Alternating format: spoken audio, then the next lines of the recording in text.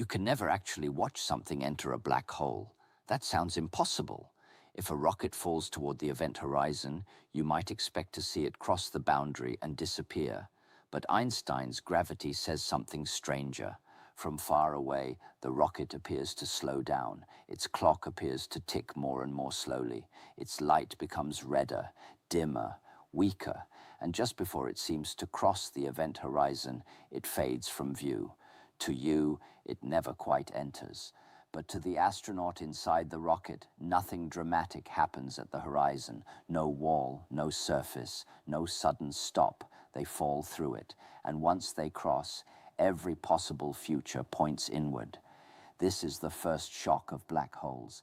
Different observers do not agree on the same story, but the mathematics goes even further.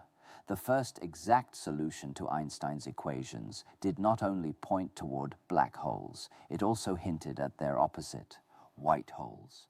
Objects that nothing can enter, but from which things can escape. And when physicists extended the equations, the maps seemed to contain wormholes, bridges, and even other universes. But are these things real? Or are they mathematical ghosts created by pushing Einstein's equations too far? That is the mystery. Black holes began as an absurd prediction almost nobody wanted to believe. Today, we know they exist. So when the same mathematics whispers about white holes and wormholes, we are forced to ask, is the universe hiding doors through space-time? Or are we staring at the limits of our own equations? To understand why black holes are so strange, we first have to understand why they were not welcomed into physics. They were not discovered as objects in the sky. They appeared first as a consequence of mathematics. And for many scientists, that was the problem. Because Einstein's general relativity had already changed gravity from a force into geometry. In Newton's universe, masses pulled on each other across empty space. The sun pulled Earth. Earth pulled the moon. Every mass attracted every other mass. Newton's equations worked brilliantly, but even Newton was uncomfortable with the picture behind them. How could one body reach across a vacuum and act on another body without anything carrying the influence? What was the mechanism? What was the messenger? Einstein's answer was space-time. The sun does not pull Earth with an invisible rope. The sun curves the space-time around it, and Earth moves through that curved geometry. Gravity is not action at a distance. It is local. Every object responds to the space-time where it is. This idea is encoded in Einstein's field equations. On one side is matter and energy. On the other side is the curvature of spacetime.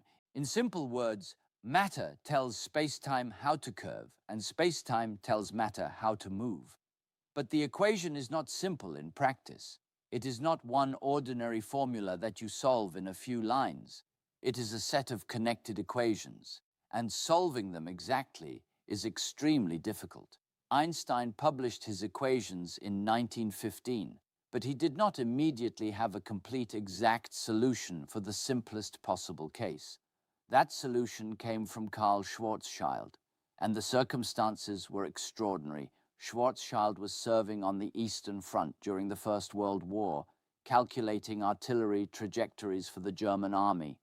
In the middle of war, sickness, and gunfire, he received Einstein's work and solved the equations for the simplest imaginable universe, empty space, one spherical, non-rotating mass, no electric charge, no complications, just a single mass sitting in otherwise empty space-time. From that simple setup, Schwarzschild found the first exact solution to Einstein's field equations. At first, it looked like a mathematical triumph, but hidden inside the solution were two disturbing places. The first was at the very center, where the radius becomes zero. There, the mathematics blows up. Quantities become infinite.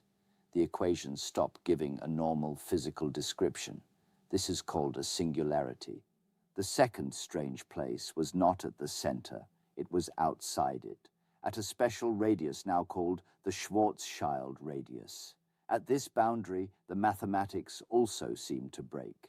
And that was far more disturbing. because this radius marked the place where escape velocity reaches the speed of light.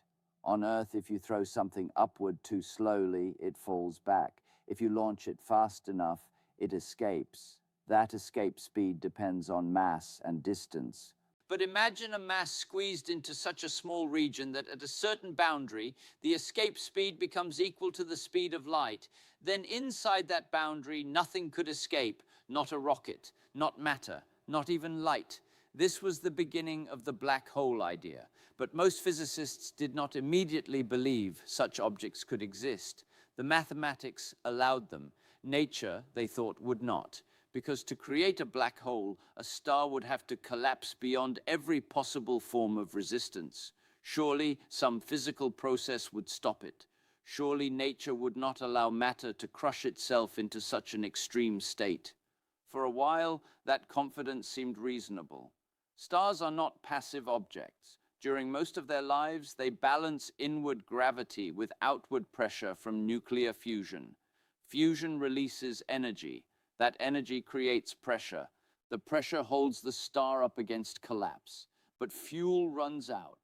When a star exhausts its nuclear fuel, gravity begins to win. The question is, how far can collapse go? For some stars, collapse stops at a white dwarf. The reason is quantum mechanical. Electrons are fermions, and fermions cannot all occupy the same quantum state. When matter is squeezed tightly, electrons resist being packed into the same conditions. This creates electron degeneracy pressure. A white dwarf is supported by that pressure, but there is a limit. Subramanian Chandrasekhar realized that electron degeneracy pressure cannot support a star above a certain mass. Beyond that limit, the electrons cannot save it. Many scientists resisted this idea. Arthur Eddington famously disliked the conclusion. He felt there should be a law of nature preventing such absurd collapse. And for heavier stars, another possible support does appear. If collapse continues beyond a white dwarf, electrons and protons can combine to form neutrons. Neutrons also obey quantum rules. A neutron degeneracy pressure can support an even denser object, a neutron star. But this also has a limit. Oppenheimer, Volkoff, and others showed that neutron stars cannot support unlimited mass. For the heaviest dying stars, once fusion is gone and quantum pressure is overwhelmed, there may be nothing left to stop the collapse. This was the terrifying possibility. A star could continue inward, not just shrinking, not just becoming dense, but crossing the point where space-time itself forms an event horizon. At that moment, a black hole is born. Einstein himself was not eager to accept this. He trusted his theory, but black holes seemed almost too extreme. The mathematics suggested that time behaves strangely near the horizon. To an outside observer, it looked as if nothing could ever actually cross. So how could a black hole form? This is where black holes become more than objects. They become a lesson in perspective. Imagine watching a rocket fall toward a black hole from far away. As the rocket approaches the event horizon, you expect it to speed up. After all, gravity is stronger closer to the black hole. But that is not what you see. You see the rocket slow down. Its clock appears to tick more slowly. Signals from it arrive more delayed. Its light stretches toward redder wavelengths. It becomes dimmer, weaker, fainter. Near the event horizon, the rocket appears almost frozen. From your distant point of view, it never quite crosses. Instead, the last light it sends before crossing becomes stretched and delayed until it fades from detection. This is why people say you can never see anything enter a black hole. But this does not mean the rocket never enters. It means your coordinates, your distant time, describe the event in a strange way. For the astronaut inside the rocket, the story is different. They do not freeze at the horizon. They do not hit a wall.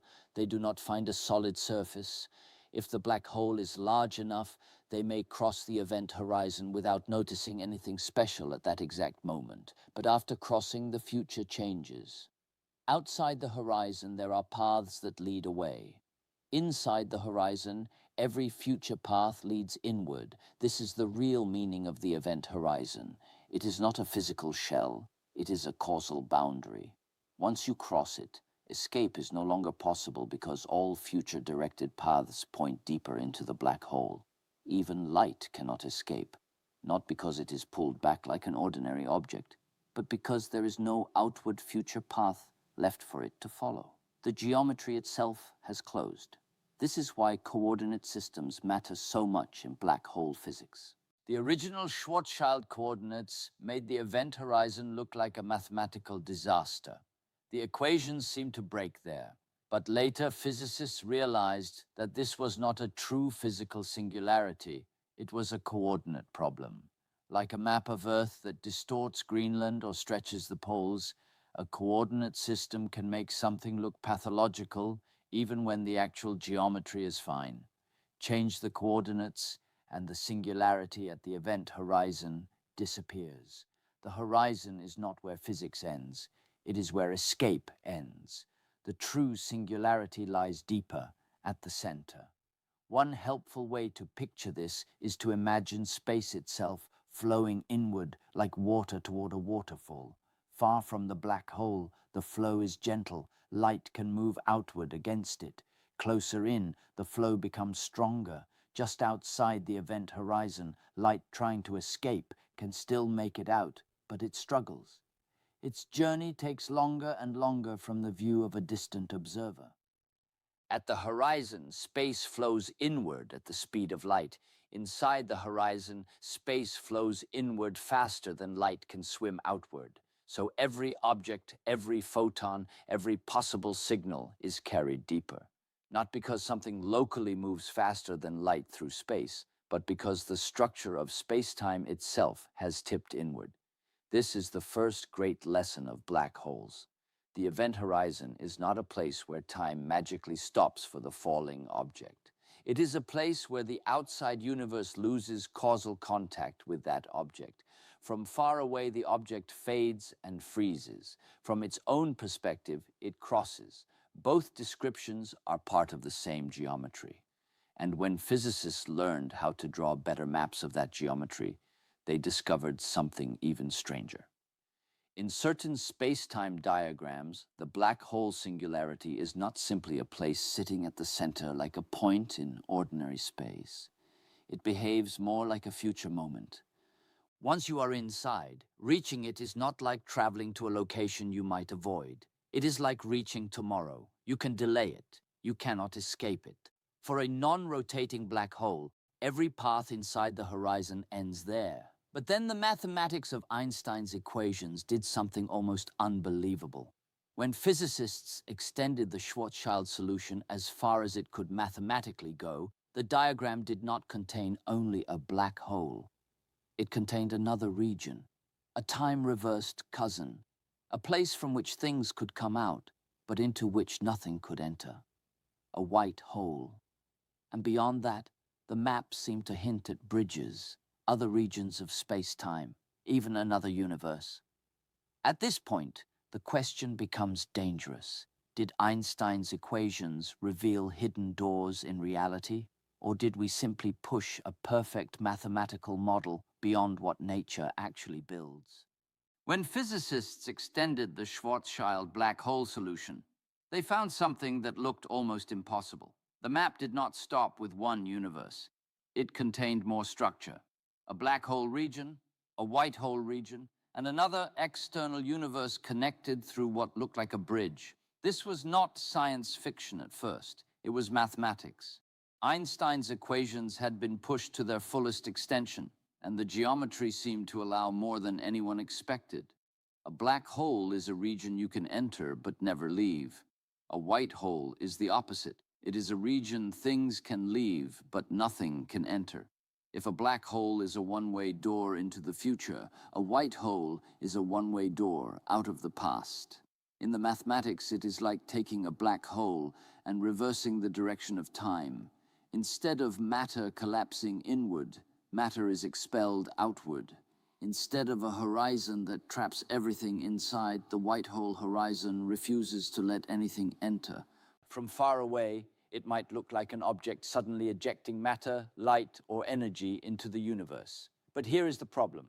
We have strong evidence for black holes. We do not have strong evidence for white holes, and there is a very good reason to be suspicious. The Schwarzschild solution describes an eternal black hole in an otherwise empty universe.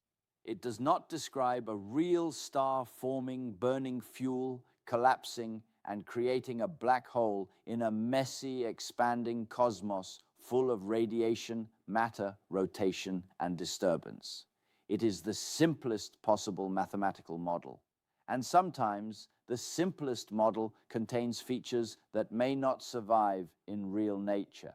This is one of the most important lessons in theoretical physics. An equation can allow something without guaranteeing that the universe actually builds it. Mathematical possibility is not the same as physical existence. The same is true for the bridge between regions. In the extended Schwarzschild solution, the geometry seems to connect two external universes through what became known as an Einstein-Rosen bridge. Today, most people would call it a wormhole. The idea is seductive. Instead of traveling across enormous distances through ordinary space, perhaps you could take a shortcut through curved spacetime, a tunnel, a bridge, a hidden passage connecting two faraway regions, or maybe even two different universes. But the Schwarzschild wormhole has a fatal flaw. It is not stable. It opens and closes too quickly for anything to pass through. To cross it, you would need to travel faster than light, and Einstein's universe does not allow that. So although the bridge appears in the mathematics, it is not a usable cosmic doorway. It is more like a door that slams shut before even light can cross. This is why the original wormhole is not a practical route to another universe. It is a beautiful feature of the diagram, but not a safe passage for a spaceship. Still, the idea did not die, because black holes in the real universe are not likely to be the perfectly simple Schwarzschild black holes. Real stars rotate, and when rotating stars collapse, they should form rotating black holes. This changes the geometry dramatically. A rotating black hole is described by the Kerr solution, discovered by Roy Kerr in 1963.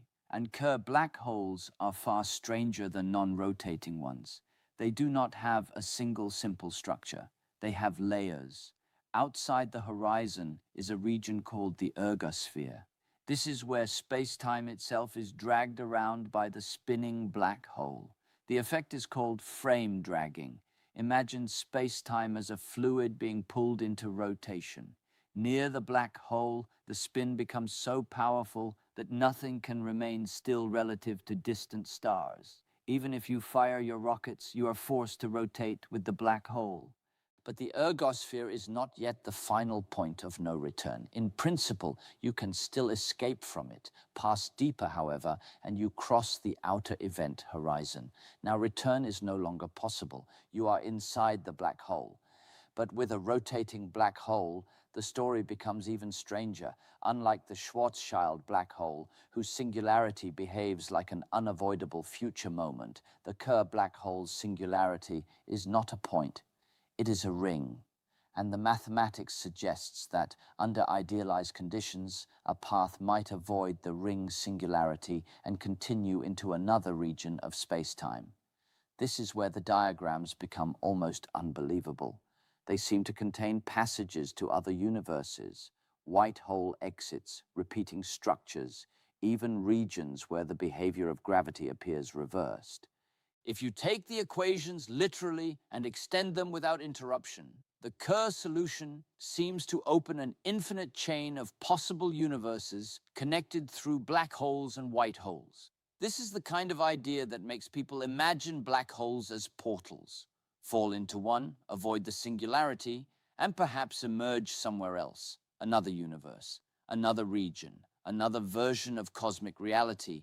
But this is where we must slow down, because the universe is not obligated to preserve our most exciting diagrams. The extended Kerr solution assumes an idealized black hole, perfectly clean, perfectly eternal, not disturbed by real matter, radiation, quantum effects, or the chaos of actual collapse. Real black holes are not born eternal. They form from dying stars. They absorb radiation. They are surrounded by matter. They rotate, but not in a perfectly isolated mathematical universe. And inside a rotating black hole, the inner horizon may be violently unstable. Even tiny amounts of incoming radiation can be infinitely blue-shifted near that region. The energy can build up so dramatically that it may create a new singularity, closing off the passage before anything could use it. In other words, the road to another universe may be destroyed by the very physics inside the black hole. The mathematical door exists in the cleanest version of the map, but nature may lock it shut. This is why many physicists are cautious. They do not say, the equations show a wormhole, so wormholes must exist. They ask, what happens when the ideal assumptions are removed? What happens when the black hole forms from real matter? What happens when radiation falls in? What happens when quantum physics becomes important near the singularity? And the answer so far is not encouraging for cosmic travel. The most likely conclusion is that white holes, traversable wormholes, and easy passages to parallel universes are not features of real astrophysical black holes. They are mathematical possibilities in special solutions. But physics is not only about what equations permit. Physics is about what the universe can actually create and sustain. This distinction matters because black holes themselves were once considered too absurd to be real. Many scientists believed nature would prevent them, but observation changed everything. We now see stars orbiting invisible massive objects. We detect gravitational waves from black hole mergers. We have imaged the shadow of the supermassive black hole in galaxy M87. Black holes moved from mathematical curiosity to physical reality. That history teaches humility. White holes and wormholes may be mathematical ghosts, but we should be careful before declaring that nature has no surprises left. Still, based on current evidence, black holes are real. White holes are unconfirmed. Traversable wormholes would require something even more exotic. In the late 20th century, physicists studied whether a stable wormhole could exist without an event horizon, allowing travelers to pass through both ways.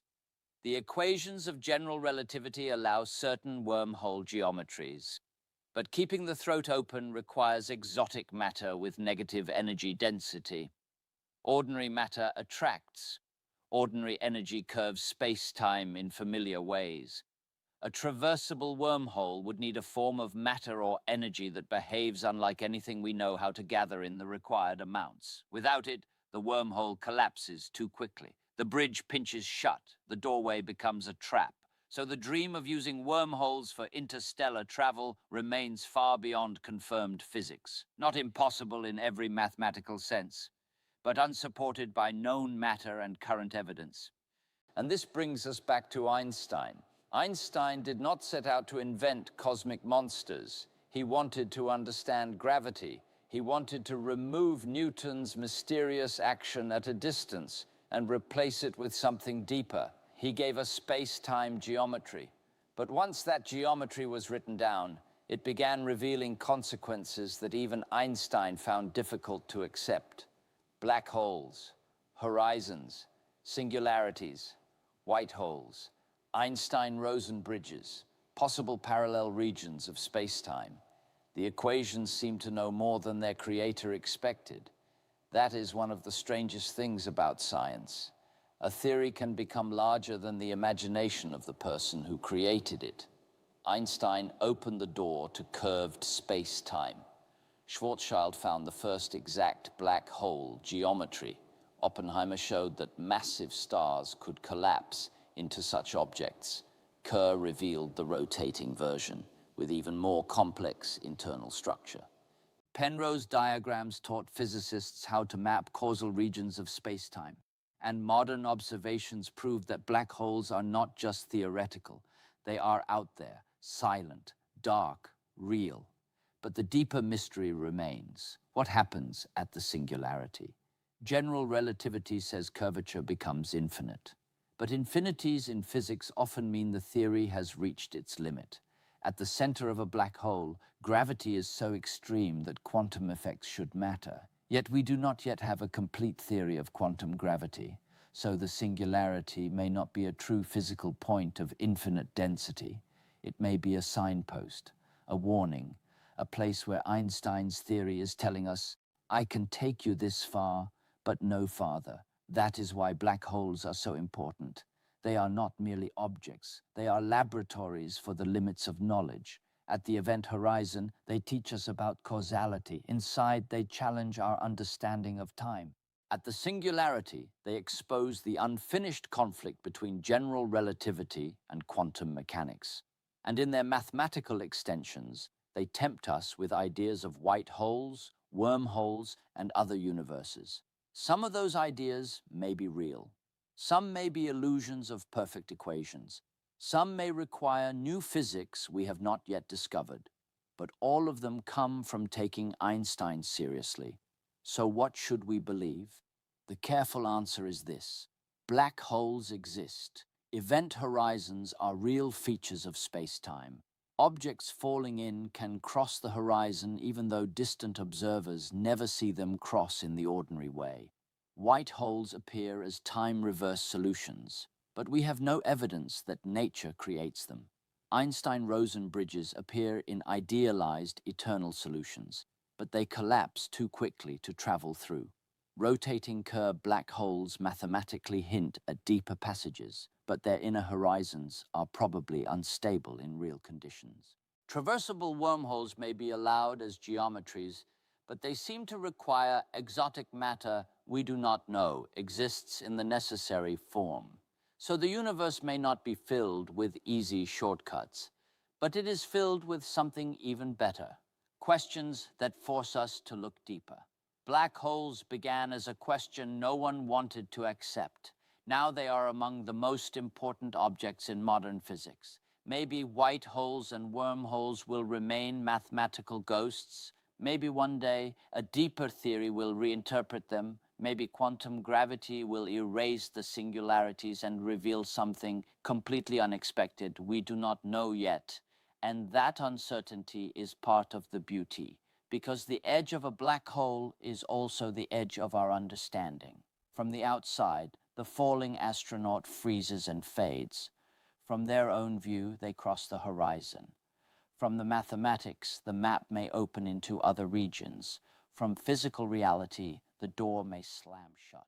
Every answer depends on perspective, and that may be the greatest lesson of black holes. They do not simply swallow light, they swallow certainty. They force us to ask what space-time really is, what time means inside an event horizon, and whether the equations of physics are showing us reality, or the boundary where our current reality picture breaks. Einstein gave us the language. Black holes speak it in its most extreme form, and somewhere beyond the horizon, beyond the singularity, beyond the limits of our present equations, the next theory may be waiting. If this changed the way you see black holes, subscribe to the channel and comment below what feels more mysterious, that black holes are real, or that the same equations hint at white holes and other universes.